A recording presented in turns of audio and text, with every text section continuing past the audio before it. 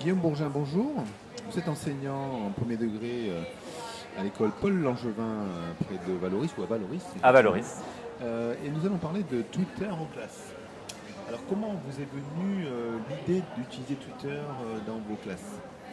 Eh bien, en fait, j'étais moi-même utilisateur du réseau social depuis quelques années. Et puis, j'ai vu passer beaucoup de messages, de tweets concernant des tweets classes, des classes qui utilisaient Twitter.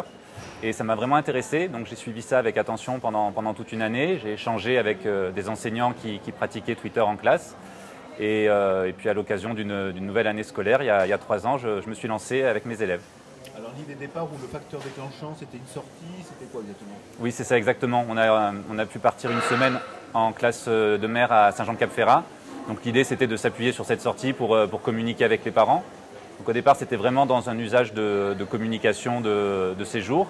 Et puis devant l'enthousiasme des parents, des enfants et le mien, on a décidé de poursuivre et donc de développer un petit peu l'usage qu'on pouvait en avoir au départ.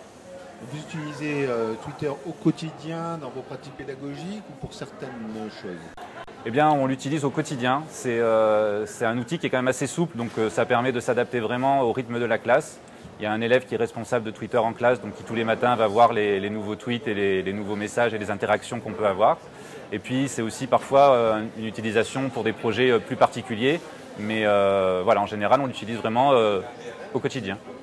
Vous l'utilisez depuis 3 ans, c'est ça? C'est ça, oui. Et donc, du coup, vous avez eu la chance d'utiliser à différents niveaux de classe? Oui, exactement, puisqu'en 3 ans, j'ai eu différents niveaux. J'ai eu des CP l'année dernière, des CM1, CM2 cette année, et la première année des CE1, CM1. Donc il manque juste le CE2 pour pouvoir faire un bilan vraiment complet. Mais je peux dire qu'avec tous les élèves avec qui j'ai pu travailler, à chaque fois, j'ai retrouvé voilà, ce plaisir, cette envie d'écrire et d'être publié dont je souhaitais parler ici. Alors, plaisir d'être publié, mais plaisir d'être lu. Alors, ils sont lus par qui ces tweets? Bien sûr, plaisir d'être lus. Donc, ils sont lus par nos abonnés. Donc, les abonnés, c'est vrai qu'il y a beaucoup de classes qui s'abonnent aussi à la nôtre, des parents d'élèves qui, intéressés par l'outil, se sont créés un compte et nous suivent et nous posent des questions.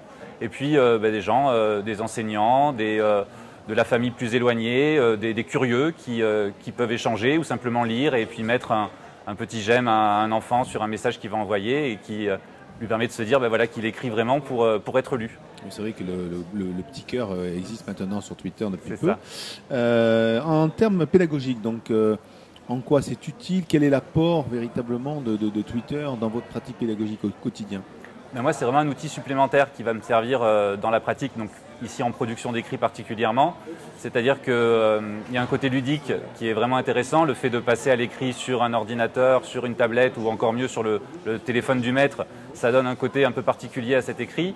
Et puis vraiment, j'ai retrouvé à chaque fois une grande motivation des enfants à écrire, à transmettre leur message et à partager ce qu'ils avaient à dire.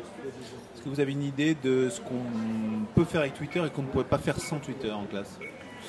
Alors, il y a l'instantanéité aussi des réponses, c'est-à-dire qu'on a pu, avec quelques collègues, se fixer un rendez-vous pour échanger, pour faire des petits défis entre nos deux classes. Et c'est vrai que ça permet de tout de suite avoir une interaction directe avec les autres. On a également pu, des échanges comme ça qui sont vraiment rapides. Après, il y a beaucoup de choses qu'on peut faire, bien entendu, sans Twitter. Moi, c'est vraiment un outil supplémentaire sur lequel je m'appuie, mais j'ai pas oublié le crayon et le reste aussi.